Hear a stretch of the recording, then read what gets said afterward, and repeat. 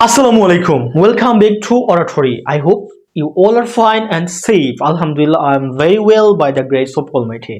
আজকের ক্লাসে আমরা যা শিখতে যাচ্ছি সেটি হচ্ছে গিয়ে অনেক বেশি ইন্টারেস্টিং একটি টপিক।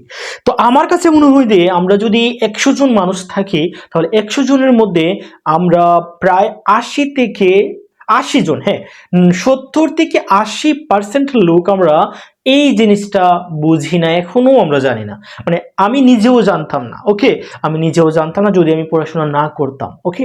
তাহলে আমাদের মধ্যে অনেকে আছে যে 100%-এর মধ্যে 70 থেকে 80% লোক রয়েছে যারা আমরা এই যে আজকে আমি যে টপিক নিয়ে কথা বলবো সেই টপিক সম্পর্কে তারা এখনো অবগত নয়। তারা এখনো যদিও জানে তবু তাদের মধ্যে কনফিউশন কাজ করে। ঠিক আছে, তো আপনারা নিশ্চয়ই বুঝতে পেরেছেন আজকের ক্লাসটি বা আজকের লেসনটি কত বেশি ইম্পর্টেন্ট। সো আমরা শেষ অবধি ক্লাসটি দেখবো, এটা হচ্ছে আপনাদের সবার কাছে আমার রিকোয়েস্ট। আর চলো আমরা ক্লাসটি শুরু করে ফেলি। আজকে ক্লাসে আমরা শিখবো দা এবং দা। এটা কেমন ভুল হয়েছে? দি অ্যান্ড দি। আমরা বলি দা অ্যান্ড দি, এরকম বলি না আমরা? আচ্ছা, ওকে।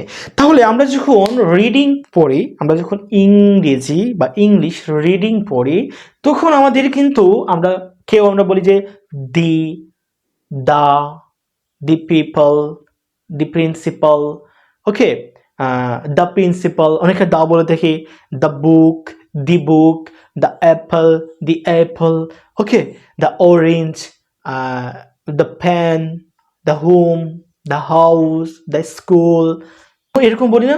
কেউ বলি কেউ বলি, আর যেটা ভালো লাগে আমরা আমাদের স্টাইল ওইটা বলে ফেলি।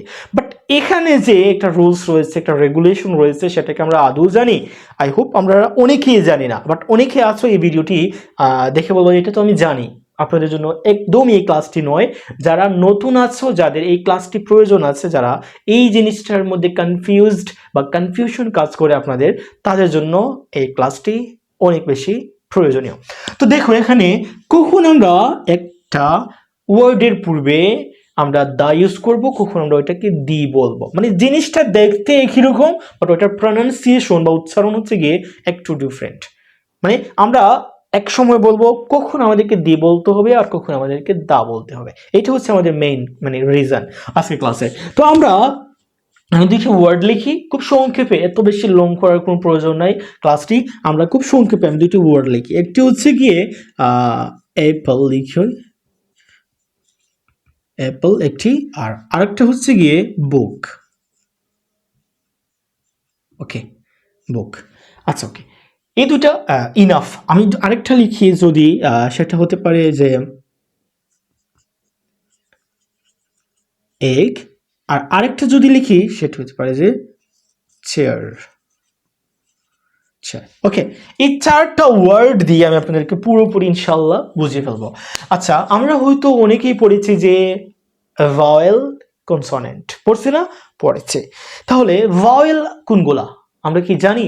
অনেকেই কিন্তু আমরা জানি, বাট এখনকার স্টুডেন্ট অনেক বেশি স্মার্ট, দ্যাটস ওয়াই তারা কিন্তু তাদেরকে যদি কোয়েশ্চেন করা হয় যে বলো তো ভাওয়েল কোনগুলা, অনেকেই কিন্তু পারে। কারণ আমি দেখেছি যে ক্লাস 3 থেকে 4 থেকে এদেরকে পড়ানো হয় যে ভাওয়েল কনসোনেন্ট, ভাওয়েল 5টি, কনসোনেন্ট 21টি, এরকম হচ্ছে এইভাবে পড়ানো হয়। সো তারা ভাওয়েলগুলোর সাথে ইতিমধ্যে পরিচিত। তো ভাওয়েল কোনগুলা? A, E, I, O, U. A, E, I, O, U. A, E, I, O, U, এভাবে না?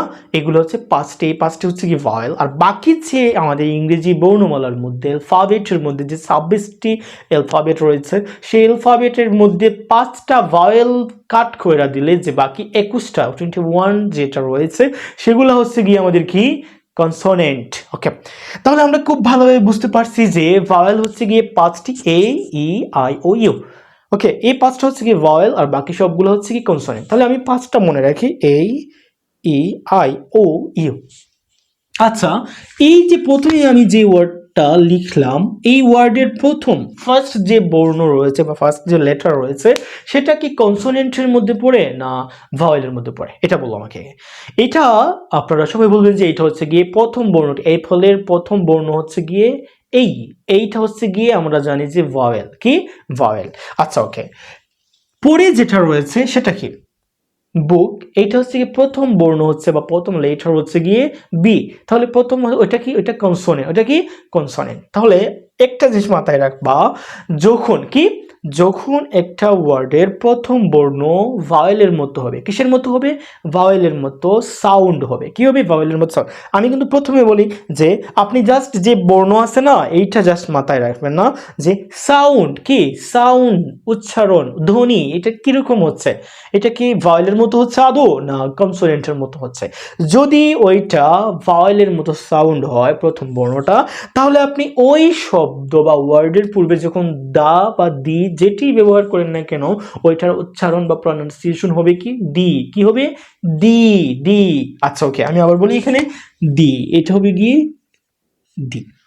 ওকে, আর যদি বুঝে গেছেন নিশ্চয়ই যে যদি একটা ওয়ার্ডের প্রথম লেটার যদি ভাওয়েলের মতো সাউন্ড না করে, তাহলে আপনি বুঝবেন যে ওই ওয়ার্ডের যে দা বা দি যেটি আসুক, ওইটার উচ্চারণ কি হবে, দা, কি হবে, দা। নিশ্চয় বুঝতে পেরেছি। আমি আবার বলতেছি যে ভাওয়েলের মতো সাউন্ড হলে, ভাওয়েলের মতো সাউন্ড হলে আমরা ওই শব্দ বা ওয়ার্ডের প্রথমে দা থাকলে আমরা ওইটাকে বলবো দি, আর যদি ভাওয়েলের মতো সাউন্ড না হয় তাহলে আমরা বলবো যে দা। এক্সাম্পল দেখো এখানে, তাহলে এটা কি হবে, দি অ্যাপল, কি হবে এটা, দি অ্যাপল। এটা হবে কি দ্য বুক, দ্য বুক, আর ওটা হচ্ছে গিয়ে কি দি অ্যাপল।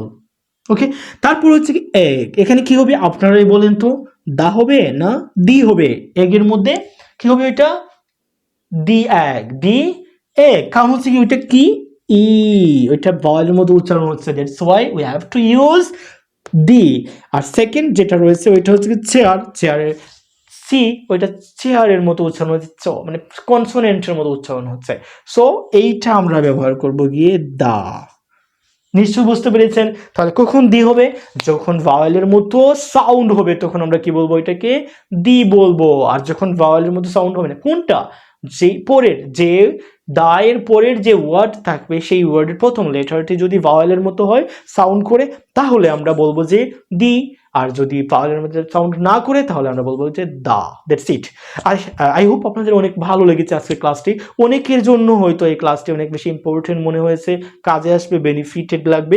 আর যদি ভালো লাগে তাহলে অবশ্যই আগের মতো কথা, অবশ্যই ভিডিওটি বেশি বেশি করে শেয়ার করবেন, যাতে আপনার ফ্রেন্ড সার্কেল বা যারা আপনার রিলেটিভস আছে বা অন্যান্য যারা আছে, যারা এই ক্লাস থেকে বঞ্চিত হতে পারে, তারা যাতে ক্লাসটি পায়, সেই জন্য অফকোর্স কি করবেন, এই ভিডিওটি শেয়ার করবেন। আর লাইক কমেন্টস করে আমাকে অনুপ্রাণিত করবেন নতুন নতুন ইউনিক ভিডিও নিয়ে আসার জন্য।